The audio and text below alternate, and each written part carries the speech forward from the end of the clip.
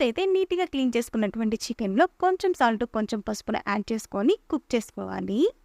ఇక వాటర్ ఏవి యాడ్ చేసుకోవాల్సిన అవసరం లేదు. చికెన్‌లో ఉండేటువంటి వాటరే సరిపోతుందనమాట.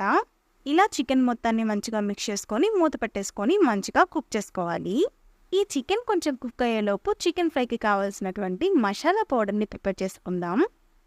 మసాలా పౌడర్ కోసం 3 ఆర్ 4 టేబుల్ స్పూన్ దాకా ధనియాలు, 1 స్పూన్ దాకా జీలకర్ర, 3 లేదా 4 దాకా లవంగాలు, 2 లేదా 3 దాకా దాల్చిన చెక్కను యాడ్ చేసుకోవాలి.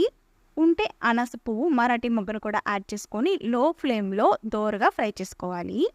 సో, ఇప్పుడు వీటన్నింటిని ఫైన్ పౌడర్ లాగా గ్రైండ్ చేసుకోవాలి. స్పైసీనెస్‌కి తగినంత కారం యాడ్ చేసుకొని మరొక 2 నిమిషాలు ఫ్రై చేసుకోవాలి. నెక్స్ట్ వచ్చేసి ఈ చికెన్ ఫ్రై కోసం మనం ముందుగా ప్రిపేర్ చేసుకున్నటువంటి మసాలా పౌడర్‌ని యాడ్ చేసుకొని లో ఫ్లేమ్‌లో ఒక 2 నిమిషాల పాటు ఫ్రై చేసుకోవాలి. అనేవి మంచిగా కుక్ అయిన తర్వాత లాస్ట్‌లో ఫైనల్‌గా కొత్తిమీరతో గార్నిష్ చేసుకొని సర్వ్ చేసుకోవడమే.